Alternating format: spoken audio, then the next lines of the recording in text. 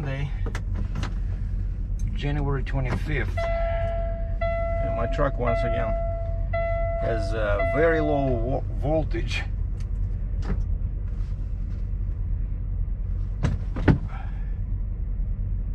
No, we're not even starting. Come on. Yeah, I turned the key all the way to the right, nothing happens. Anyway, I woke up, went and checked my chains.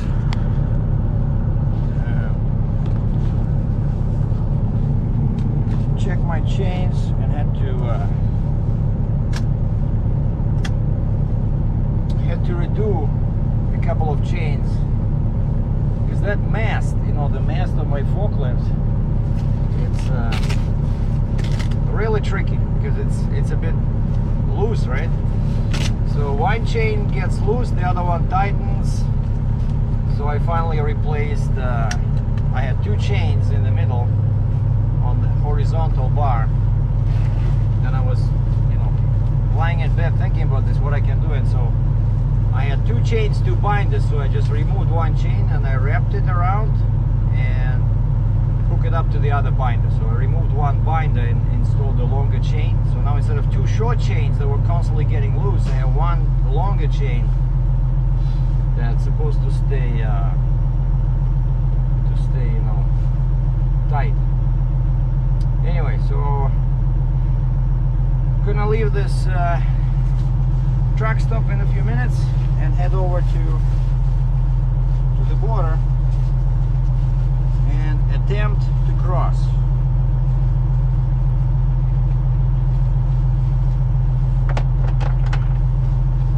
What happened over the weekend?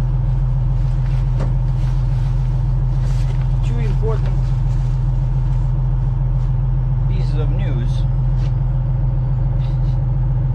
One, a friend told me that Canadian government is offering interest-free, partially to be forgiven loan to small businesses. And whereas before, in order to qualify, they did it last year, you could get up to 40 grand Canadian. So whereas before, they required you to be a corporation and you must have a business account, like a, you know, real business account at the bank. But this time around, they softened the requirements. You no longer have to be a corporation, and you can have any kind of account that you use for your revenue. Like what I do, I don't use a business account. I tried it, it costs too much, you know. I just use a couple of personal accounts. I just put a tag on them. I call one business, one personal, so I know which one my bills are coming from, like my payments for the truck, for the trailer. And so it turns out now that qualifies. And so I applied for this loan. That would really help me, you know, with the slow winter months, and also I can just send all the rest of the money to the Fontaine for the flip axle. And the cool thing is that there's no interest, and in 2 years, so let's say they give you, I don't know, $10,000. In 2 years, you only give back $8,000. If they give you $40,000, you only give back $30,000, something like that. But basically, you know, it's like a government loan, right? Government has a lot of money, so they don't care. As long as you return it within, I think, by the end of second year. If you don't return it, that's fine too, except now you lose that free money portion. Now you have to give back the entire thing, and now they start charging you interest. And so this friend of mine, he got, and because he's incorporated, also a trucker, so he got money last year. And now as soon as they introduced this again, he asked for more money again. So they gave him another 20 grand. He got like 40 grand last year. He got 20 grand now. And so basically 60, but he has to give back only 40. Like, you cannot go wrong with this setup, you know, unless of course you spend the entire money on toys and then you have no money left, right? So you need, that's why I started researching some real estate listings, you know, in Michigan. Because if they prove me in 2 years you have to give back a lot of money. definitely you have to invest that money with, you know, as we say in Russian, с головой. You cannot just go and buy, you know, Toyota or something, or another 20 cameras, you know, that I keep buying and selling. So it has to be something that will improve my revenue. And of course, thing number one is the axle, because now with the spring axle weight restrictions coming in March, you need one more axle to do the same weight I can do now. But once I get that axle, I will have a legitimate 10 axle rig, right? Like, you know, we're not counting the lift axle, but once I hook up my tandem Jeep, right? So 3 on the truck, 2 on the Jeep, 5, and then I will have 3 plus 2 in the back, right? Tridem trailer, tandem booster, 10. That's already a solid piece of equipment, you know. And then what I started thinking, what else I can do to increase my revenue. And thing number 2 I came up with is like the new deck is too expensive. It's 32,000 Canadian. I can get a whole new deck, lower, longer, whatever. But 32,000. This loan is not enough for that. But I can get a deck insert, right? Fontaine makes 5 and 10 foot deck inserts. So if I can get a 5, find a used deck insert 5 feet long, then my 26 foot deck becomes 31, you know, and that's super useful with machines that don't have the regular, you know, regularly centered center of mass, you know, where there's too much weight one side, so you have to move it. And plus lots of loads I've been missing, they require a longer deck. So I applied, waiting for the result. News number 2. My brother, who went skiing in the mountains, and I was watching those videos, and they looked to me a bit scary, you know, like flying down the mountain at, like, I don't know, 40, 45 miles an hour, and he's holding a camera in his hand, he's not using any sticks, and there's people on the path, and he's shouting, hey, please, you know, get to the side, let me pass. And there's like people blocking the, you know, the skiing thing, and it's like very narrow. And so, but that part was okay. Now he moved to another town in the south of Russia, to Sochi. It's called Sochi, you know, which is like a resort on the Black Sea coast. And because he doesn't want to go to Moscow, back to his home, because over there it's already cold, right? But so he's biding his time in the south, where it's still warm, probably the same as here. What? No, actually, wait. Today is -6 Celsius. That's pretty cold. So anyway, he sends me an email saying that he broke his arm, and I felt so sorry, you know, for him. But he was like really, I don't know. I would not do this crazy stuff, you know. Like, okay, if it's like a big hill, right, with lots of empty space, but I see there's people all over the place. Nobody's wearing any masks, nothing. But anyway, so he says there was a kid. I said, how did this happen? He says there was a kid on his path, and he tried to not to kill the kid, and so he fell to his side, and he didn't fall properly, and so he broke his I don't know, he says arm, I don't know, this part, and he says now they are talking about some plastina. They will have to install a plate. I'm not sure, but he didn't say anything more. But you know, so that's what happens when you ski in the mountains in Russia. That's what can happen.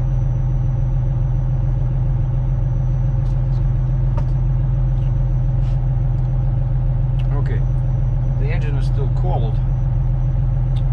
Let me do my thing here with the E-log. And I still have the Verizon E-log, Verizon tablet, so I will have to. The border is like 10 miles away, so once I get over the bridge, I'll switch them. So this is my Canadian one.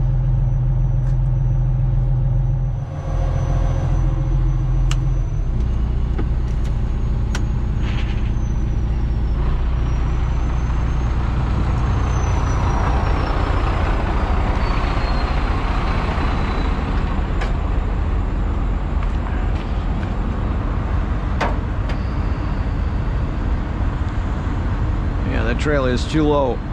Position 2 is not working.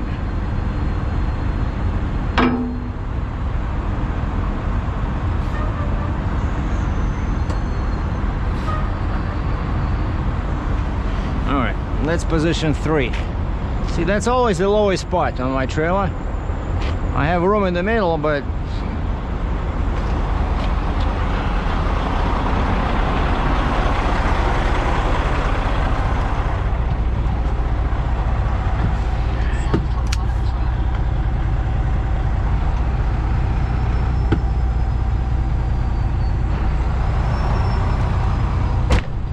yeah, recently I started noticing that my PTO is not switching off like right away. You know, once I disconnected the hoses and they were still under pressure. Oh, okay.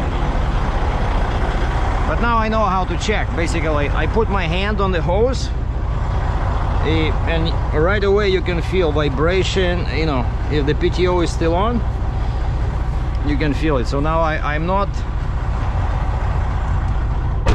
One thing I learned is that before disconnecting, you always make sure that they're not shaking, you know.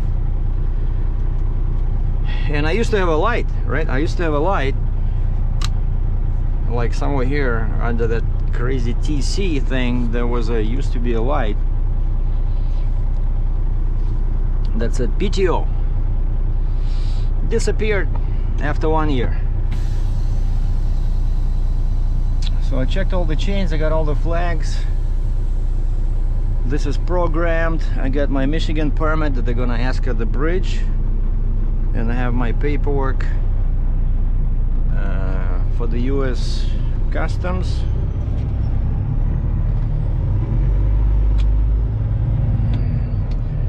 So yeah, I spent probably 90 minutes again cleaning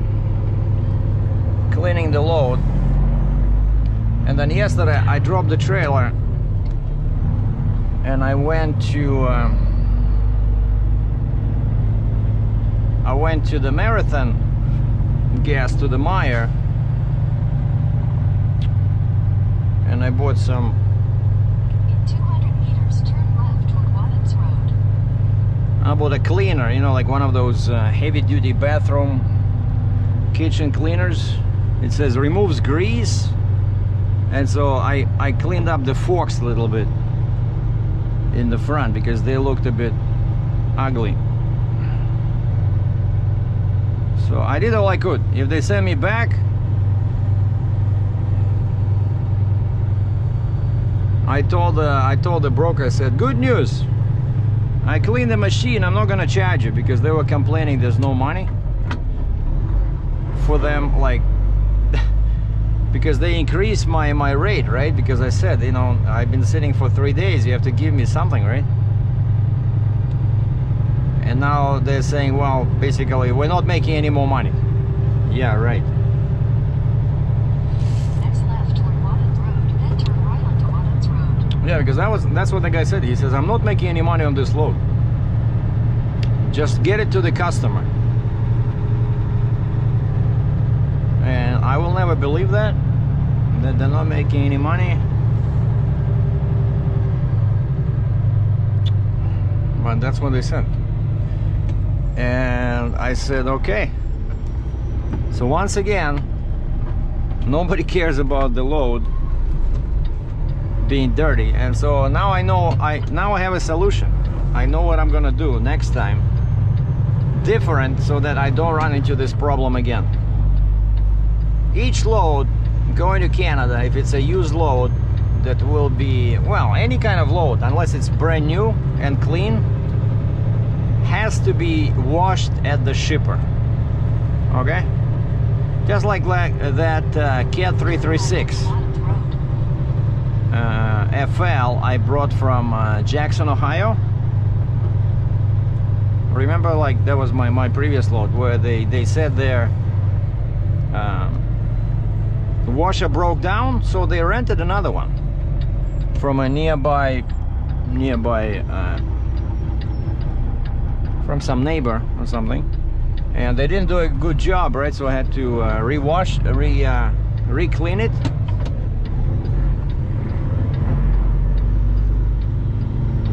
Yeah, I'm very tight to the edge of the road there. Left onto the I-94 East ramp to Port Huron. You have to go like this.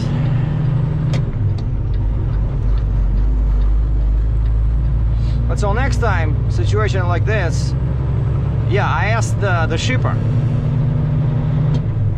and that guy Mike, who was loading me, I said, hey, you guys have a pressure washer? He says no. But the thing was sitting in the mud. It was so much dirt, right? And that's the solution I came up with. So next time I'm loading, I don't care. Let the shipper find the high pressure washer. First off, as I mentioned before, even if I find a mobile wash myself, or the guy can come to you, they refuse to wash your load on somebody's property, because that guy who owns the property, let's say a truck stop, like I'm sitting here at the truck stop, even if I find somebody in the area with the setup, which is not easy, because most of them, they just have the pressure washer, they don't have water. So they say, hey, yeah, we can wash it as long as we hook to your water. I said, what? I don't have water. Oh, then we cannot wash it, you know. So they just have a little, you know, Honda motor in there. Okay, they have gas, but they need to have access to water.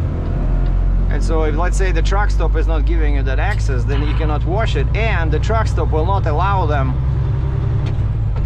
to leave all that dirt on the ground, right? Whereas if you're dealing with the shipper, it's private property. They call a mobile wash, they will clean it, because these guys, the guys who call them, they own the property or they lease it from somebody, right?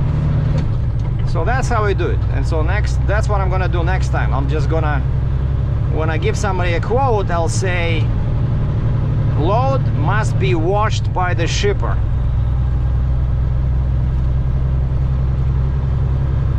Like, there's just no point in telling them about any fines. It doesn't work. Like, even if even if I tell them that there'll be a penalty, let's say, I don't know, $500 US, if they don't wash it, like, I cannot wash it. Like I said, nobody will come out to a private property like a truck stop. So I always end up doing it myself, you know, spending time dealing with this grease and dirt. I hate this.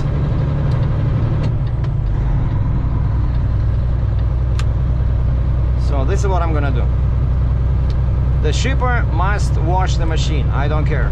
Find a mobile wash. They know the area, right? They work in that area. I'm pretty sure they know somebody with a mobile wash. They should have access to water on their property. Somewhere inside the building there should be a tap, right? Easy. A walk in the park. Why am I doing this? Somewhere like crazy, like when? Friday, I think. No, Thursday. I was doing this, I think Friday or something. So I used a crowbar, a wire brush, a scraper, and then a big crowbar. And it still took me almost 2 hours. Don't get me started on this. I'm telling you, like, the shippers, consignees, they never think about this.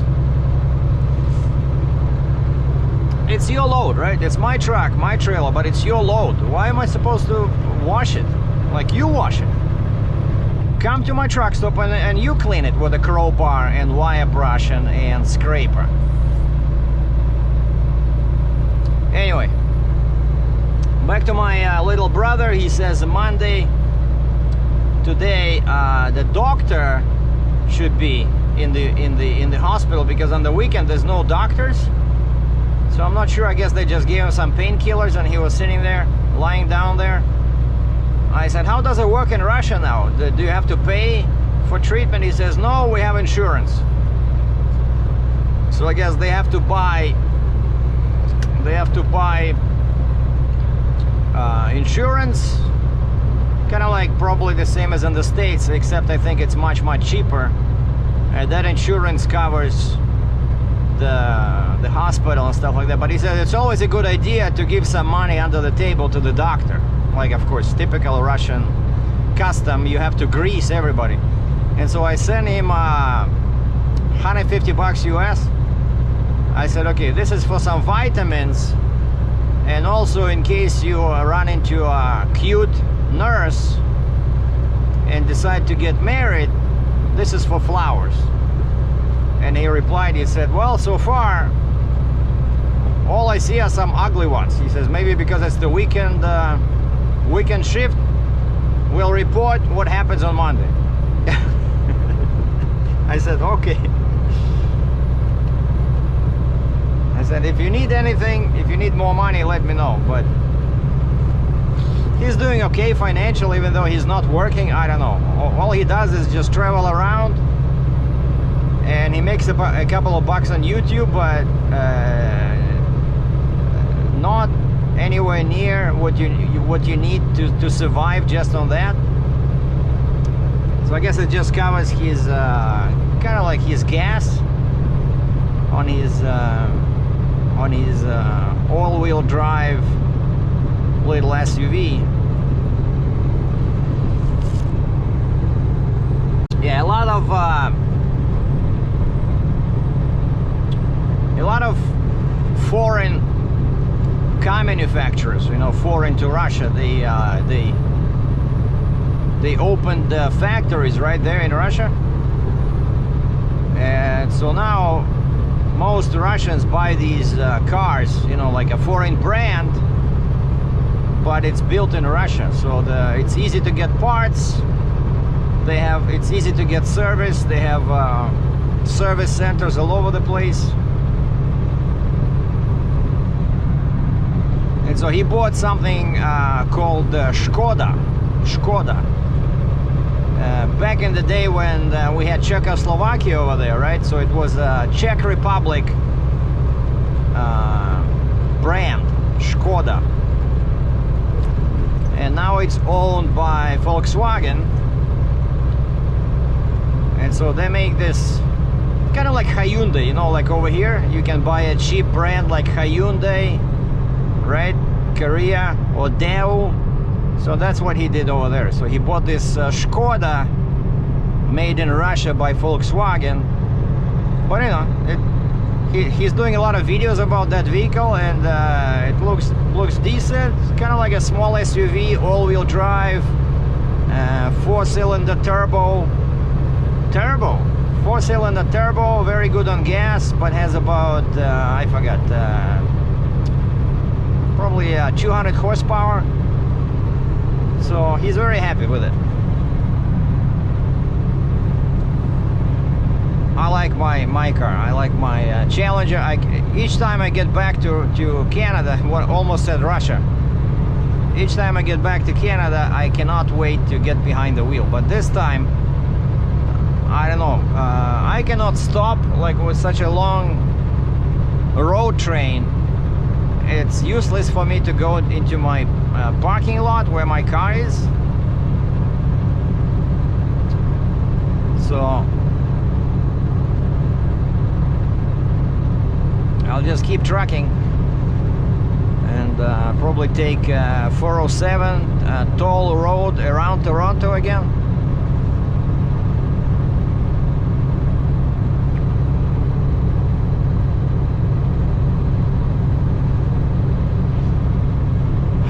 Just hope everything goes back at the border. So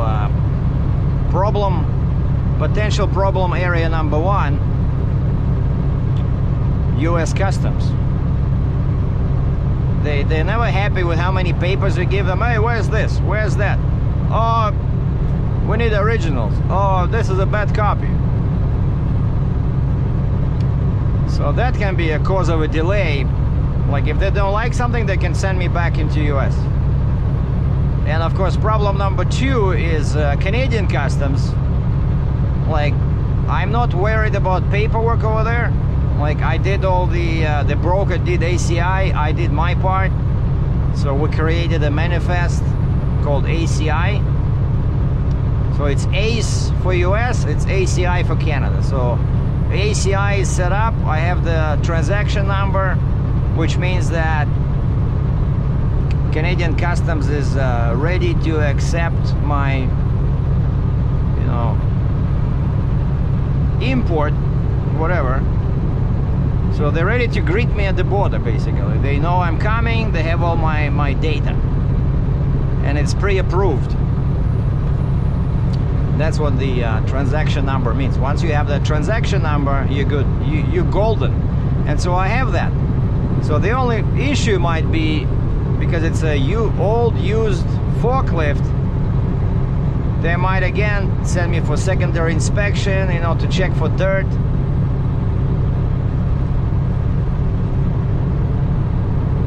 That's what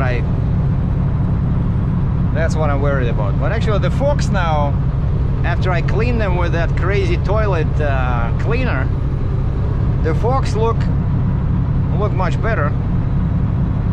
Like the vertical, you know, like the fork of course is like this, right? So the bottom part was clean, but the vertical part was dirty. And so I cleaned it up with that thing, with a brush. So sprayed the cleaner and moved the brush around, and then I grabbed some water and I poured water, some drinking water, and I poured water till the forks were didn't have any more of that foam from the cleaner.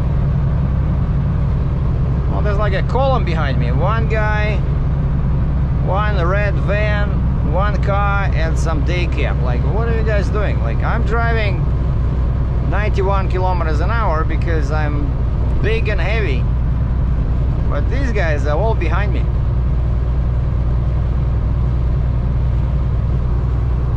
So anyway, that's my concern. My concern is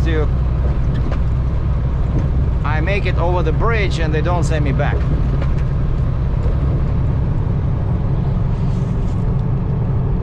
And this is the split, so that's 69. So if you go on this bridge, you go on 69 back to Lansing, Michigan, the capital of Michigan. And this way, we're going towards Canada. This is 94.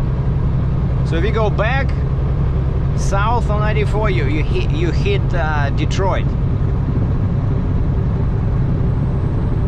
And there's nowhere to go after this. 94 ends at the Blue Water Bridge.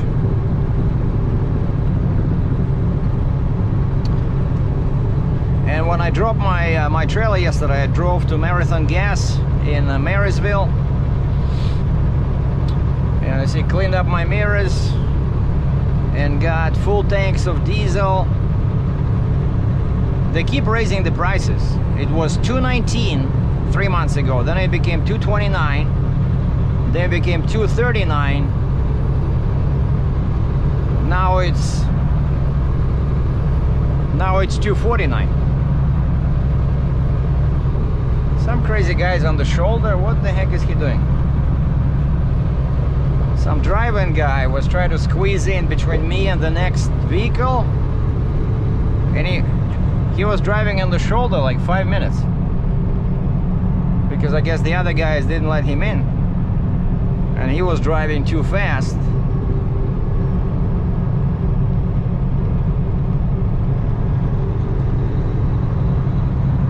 All right, let's see. Who's the racer? Plate, Canadian, of course. Truck, Volvo. Dry-van. These guys are always in a rush. Andy Transport. Andy Transport, you gotta be a bit more careful. Oh, Quebec plate. Quebec license plate. These guys are always, you know, drive-in guys, I hate that they always rush, right? Because they paid mostly cents per mile, so they have to do 600, 700 miles a day to make a decent living. But Quebec guys are even crazier. So I'm not surprised that this guy it looked like he was trying to pass me on the shoulder. Honest to, I look in my mirror, wait a second, what is that? Why is there a truck in my right mirror, right? I'm in the curb lane. So it looked like that guy was accelerating, trying to pass me, because there was still like a short acceleration lane.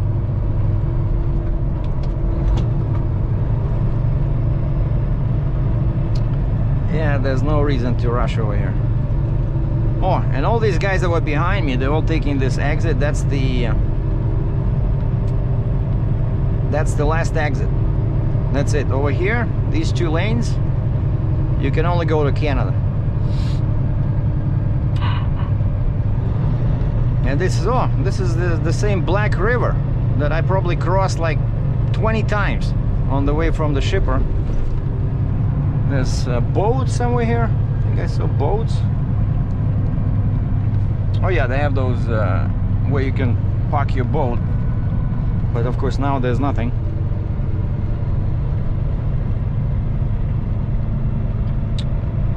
Bridge to Canada. That's it. And you see the sign says freeway ends.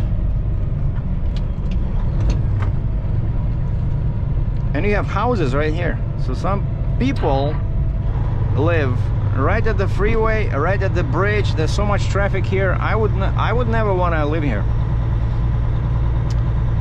By the way, I was checking once I applied for this loan, I started thinking about real estate. You know, maybe I should just buy a piece of land somewhere, like as an investment. Was checking real estate here in Michigan. So 10 acres, 85,000 bucks. Then I saw 11 acres, 65,000 bucks. And then I saw 2.5 acres, 24,000 bucks, you know?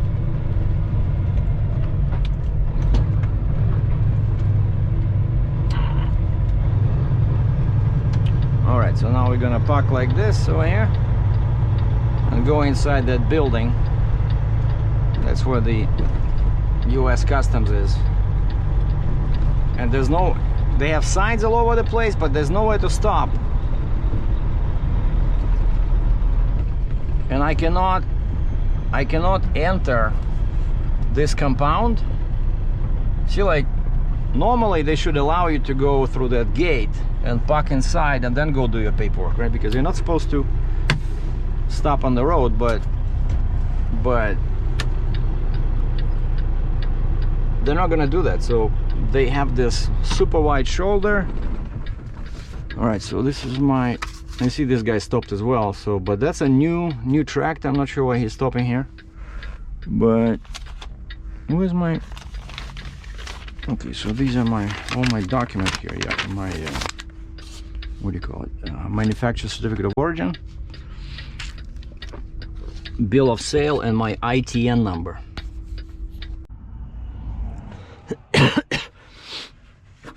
All right, now I'm about to leave. Just stopped here to reorder my permit for Quebec. This is 407, and we are in we're just northeast of Toronto. This is Toronto. I'm here. So this is called Oshawa, I guess. All right, let me just go. Hopefully nobody will kill me. But I stopped here because there's two lanes. Like this lane ends, right? But then the second lane is also from the ramp, and it's very long. So see, like all those guys that are traveling over there. So this lane is not a travel lane. So I'm a bit protected. All right.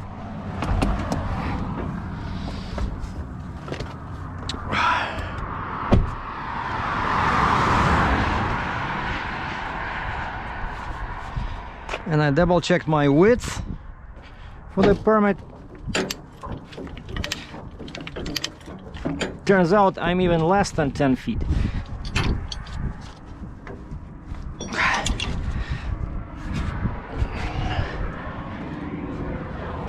See, this is what I was washing with the cleaner. Actually, it looked better. So I'm surprised the border guys didn't give me any trouble. They liked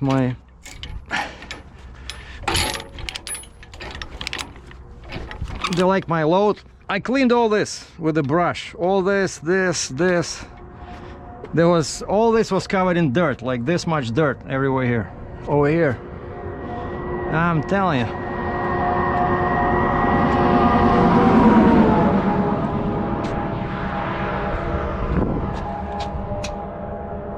And of course they don't work. And actually I don't need them, because where I'm going in Quebec, they're not recognized. So I need to have lights. Well, actually I only need lights if I have an overhang.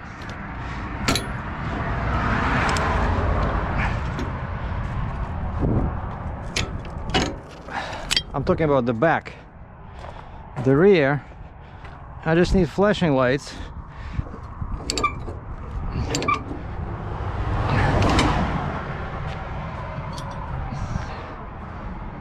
And the good thing is that because I'm under 10 feet, 9.6 to be exact, I can drive at night. But I'll just have to change my signs.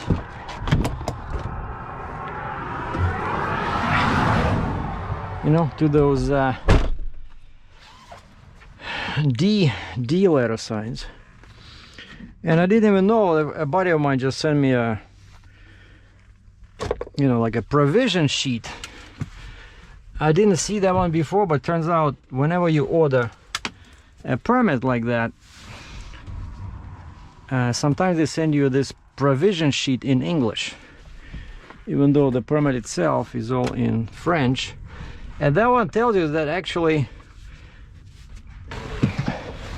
I don't need any flags. Basically, once I'm at the border with Quebec, I'm gonna take off the flags and I'm gonna, hold on one second, I forgot to double check. Yeah, I just double checked my annual permit for Ontario. I forgot, like, I know I can drive at night in Quebec, but it's already 3 o'clock and I'm 183 kilometers away from the Flying J in Napanee.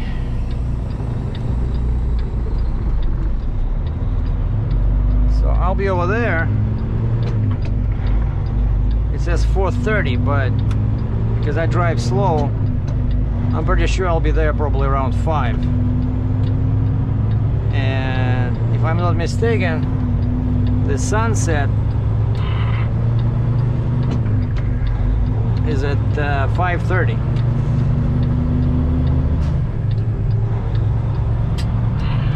So the plan is to shut down for 8 hours.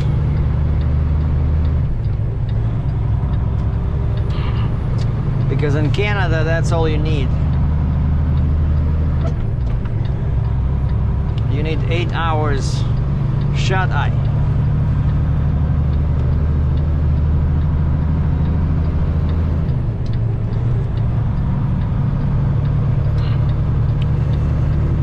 Yeah, see, now we're down to 2 lanes.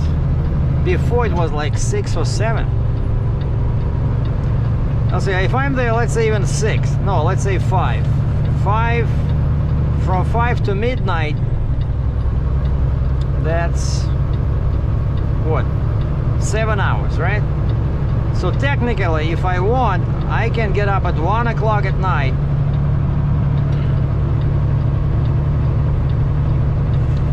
and I can start driving.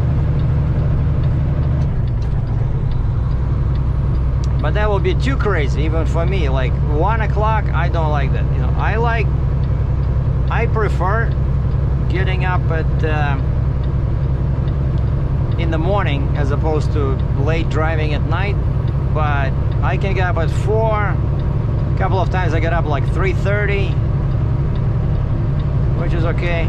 But 1, that's just crazy, because that that ruins your entire day.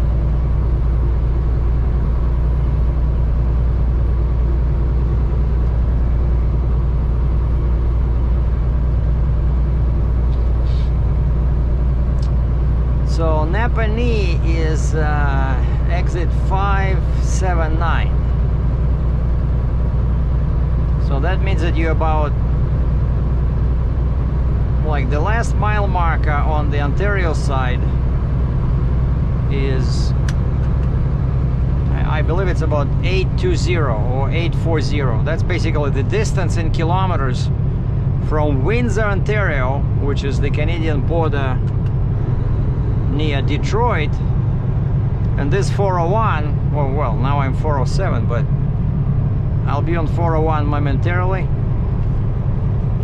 And so it's, you know, just like in the States, right? Like you see a mile marker, that's your distance to the beginning of the state. And because this is still Ontario, so let's say 825, somewhere there, let's say 830. 830 kilometers, that's the distance from Windsor, Ontario, on the west side to Quebec border in the east. And after that, the highway number changes from 401 to 20.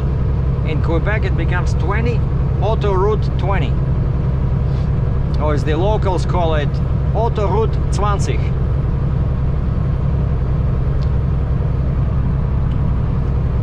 Well, I'm joking, that's German, of course. Like, I have no idea how it's called in French, but nobody cares, right? It's 20. And so if I get up at 3 and start driving at 4, that means I'll be at the Quebec border at around 6. I think that should be okay. I'll just see how far my consignee is. Well, first off, of course, I need to get the permit, because I just ordered the permit and it's already almost 3 o'clock. But I'm not that heavy.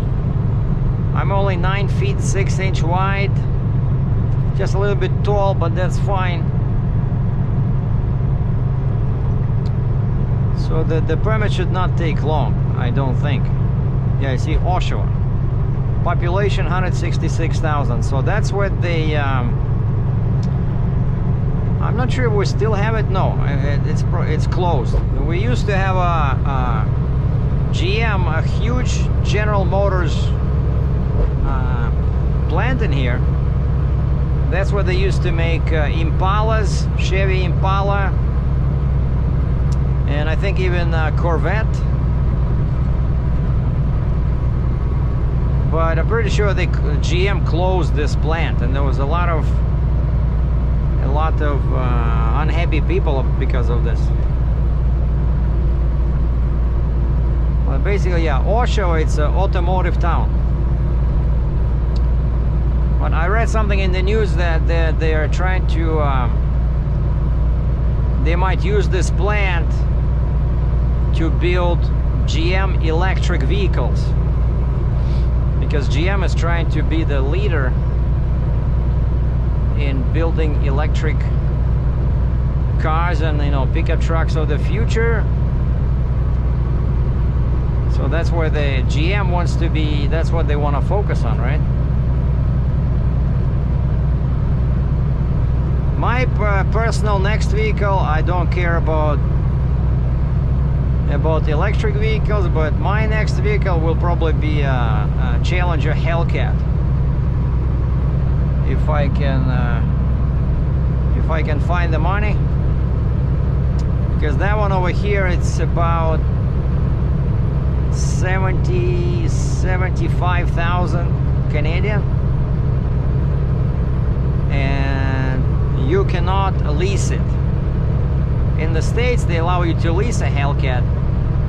In Canada, no. You can lease RT Scat Pack, like what I have, 6.4 liter engine, but you cannot lease a Hellcat. Finance or cash only. So as you can see, the weather's pretty good. We are at 276 Kelvin plus 3 Celsius. I'm guessing 36 F, somewhere there.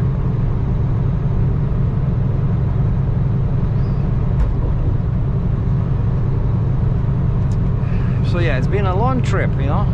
I cannot wait till I have this huge forklift off the deck. But so far it's been behaving, except I had to change the chains on the forks, because they did not do their job, because the forks are kind of like a little bit loosey, right? Loosey-loose. But there's no, this thing, the only 2 D-rings this machine has is on top of the counterweights. Like there's nothing else to tie it down in the front. You have to use the mast. You have to use the forks. So I used up all potential tie downs, and of course in the back you can use the axle, because there's a big opening there. You can get to the axle and you can put the chain around the axle. But in the front, it's all covered. You cannot get to it. Like the openings are too small.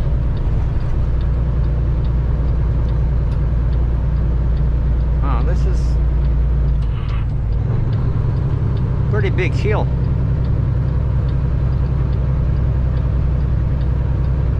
And before I started the truck, so I just emailed the application to a permit agency in Quebec. Also send them a copy of my cab card. And that application is just 1 sheet. But it takes at least 30 minutes to fill it out, because they want to know full VIN number, all your spacings, and everything has to be in metric. You know, so I had some of my spacings in metric, but most of them are in imperial, like feet and in inches, and then axle weights. You have to convert that to metric. Takes a very long time. But I filled it out, sent it to them, and just got a confirmation. I like how they do it, you know. When they receive your application, then they send you like a pre-stamped little form that says, like pre-printed, you know, PDF that says your application has been received. We will start working on it shortly. I wish my American company would do that, you know, because sometimes you send them an application and nothing happens for 2-3 days, you know. Like, actually I tried to get this Quebec permit through my American permit company, but because they don't speak French, and you need to speak French in order to deal with Quebec Ministry of Transportation, because the entire application process is in French. If you don't speak French, like, you cannot order it. And so they outsource, the American permit company outsources it to a local company in Quebec, like a permit company. But those guys, they're just, I don't know, they're idiots. They always ask for extra paperwork that's not required. They ask me to be, what's your registration number in Quebec for business, which is not required. I said, hey guys, I got a bunch of permits through another company, and this is not required, I'm telling you. Oh, why do you need so much weight on the front? We're not sure we can get you that. Basically, they don't know anything, that company that my American company is using. And so I called them. I said, okay, cancel it. That's it. I'm done. Please cancel this application. I will use a Quebec permit company I worked with before. And so the only reason I tried to do it through the American company is because I did it through their website, so it's much quicker. And I didn't convert anything to metric. I just used everything imperial, you know, weights in pounds, and I sent it to them because I know that the Quebec company will convert it. So that was the only reason. But they start, you know, creating all kinds of obstacles. Basically, they don't want to issue the permit. And so I cancel it, and then I called this other company I work with directly. 3 kilometers, take the exit toward Ontario 418. And I had to do the conversion. That's why it took me like 30-40 minutes to do that application. It's a, you know, PDF, like everything manual. But now I saved it. At least now, next time I have to do this, I have my VIN number, truck trailer, plates, all in there. So next time it'll be quicker. And they just sent me that confirmation that your application has been received. We'll start working on it shortly. And so I made sure that my phone is connected to my hands-free headset, because I told them that they wanted me to put in my credit card on that PDF form and email it to them. Guys, never do that. Never email your credit card info to anybody, because it's not protected at all. Like, one thing is faxing, right? When you fax, yeah, okay, you can put your credit card number there. Faxing is much more secure, but email. And so where these guys said, if you don't have an account, please put in your credit card info and expiry date. Yeah, right. So I just typed in, please call me, we'll supply C/C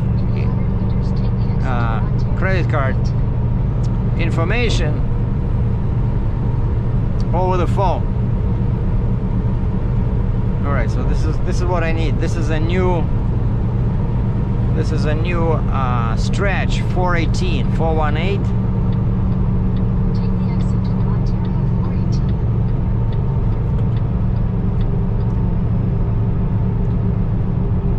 So I know they're gonna kill me with the fees, because this toll highway is pretty expensive, but I only do it when I have a load. Well, sometimes I do it when I'm empty as well, because I just don't want to go.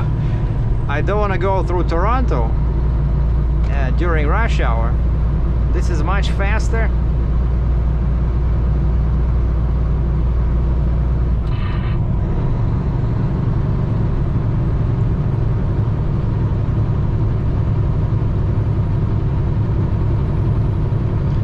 And I don't have a reload yet. I'm not sure what I'm doing.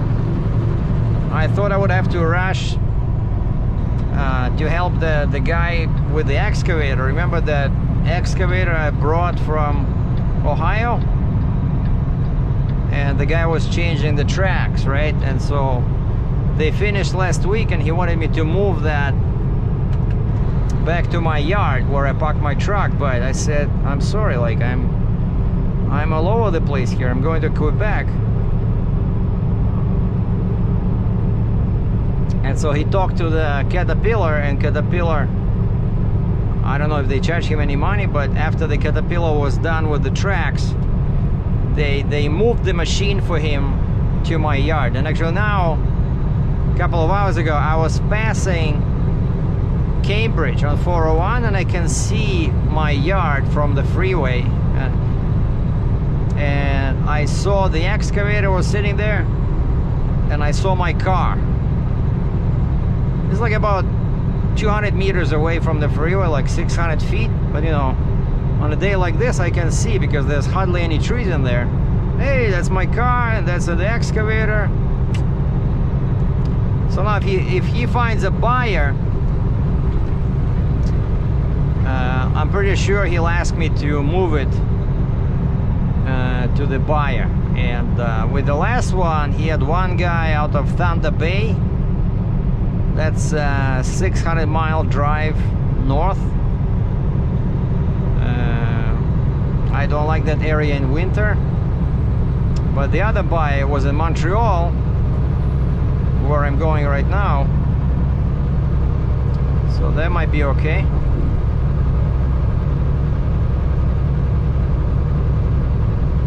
Yeah, and some guy, I remember I was talking about this loan, this government loan.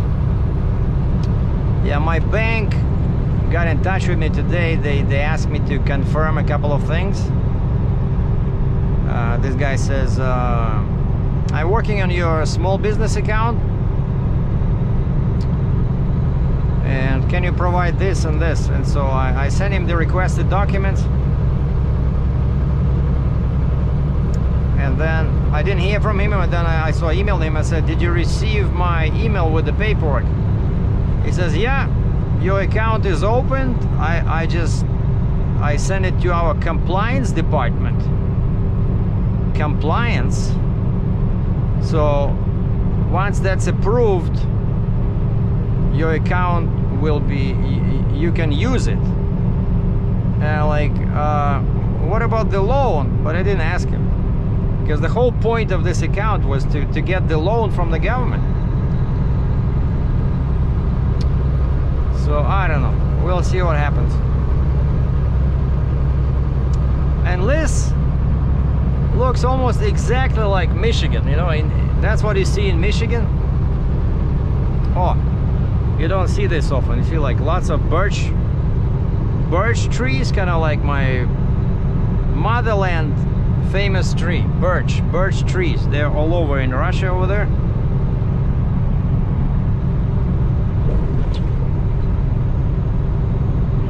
And my brother did not email me. I want to find out what his doctor said, because he said Monday today the doctor is back at work,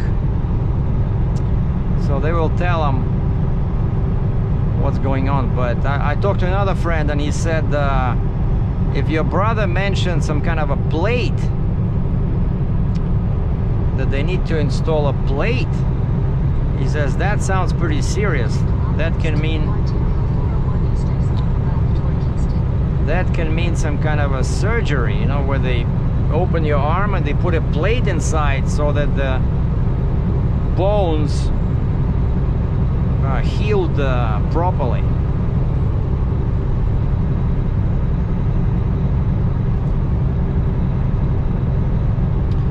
Alright, so this is the end of 412, and you will hear now my my transponder will beep when I go under those poles. This is kind of like what they do in Illinois, in Chicago. So it's all electronic. See? So it's all electronic. There's no toll booths anymore. Well, they never had them. Actually, that's why, one of the reasons why this 407 is so expensive is because they were saying we are the first in the world fully electronic tollway. Like, if you're the first in the world, maybe you should be you shouldn't be the most expensive in the world, because they charge you like $1 per kilometer, you know. So let's say now I drove 60 miles, 100 kilometers, so they'll probably charge me about $100 Canadian, 70 US. But it's all a business expense. What do you do? 600 meters to the Ontario 401 East exit on the left toward Kingston. Okay, yeah, you see here, you can go back to towards Toronto, or you can go east, and that's where I'm going. I'm going east, the 2 left lanes, 401 east, 401 East exit on the left. towards Kingston.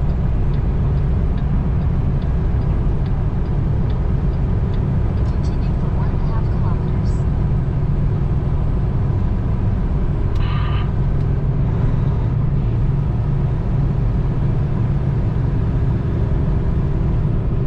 Yeah, there's a pretty sharp turn over here.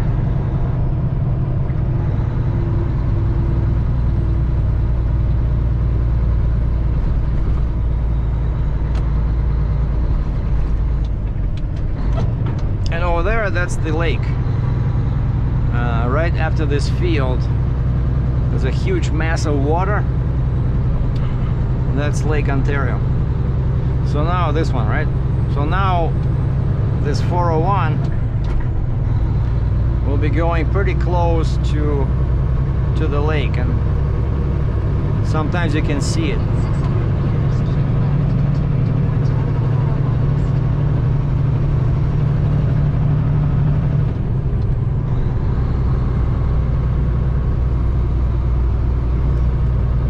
And over here somewhere we have a nuclear power plant. I think it's over here somewhere. Yeah, this Holt Road. Continue for 151 kilometers. Actually, it's pretty close to where last time, remember I had this John Deere 450? It was somewhere in this area that I delivered that one.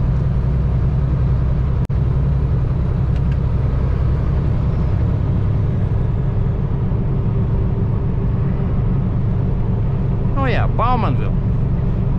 Bowmanville, we used to have a fifth wheel truck stop.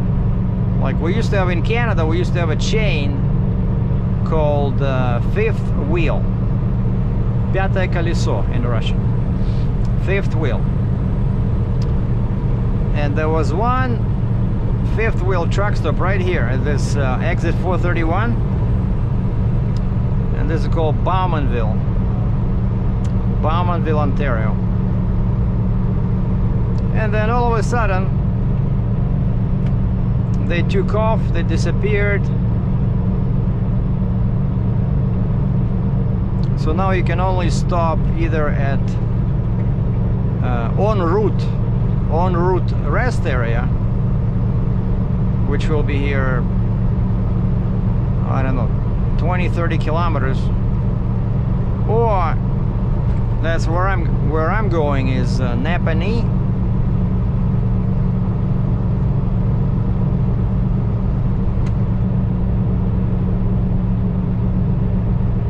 Oh, Motorsport Park, Canadian Tire Motorsport Park. Oh wow, that's a racetrack. I wanted to come here, so that's where it is. Okay. All right, so that in the distance, I don't know if you can see, it says motel. That's where it used to be. All that open space, they just tore down the whole truck stop over there where the guy is turning. So there used to be a truck stop, and they had a small motel over here, like this area. And this is exactly the exit I took last time with when I had 450D.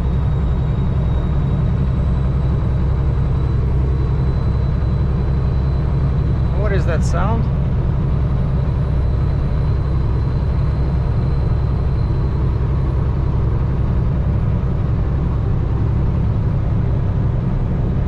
Something was whistling. I don't know what it is. Maybe my forklift has a flat tire or something.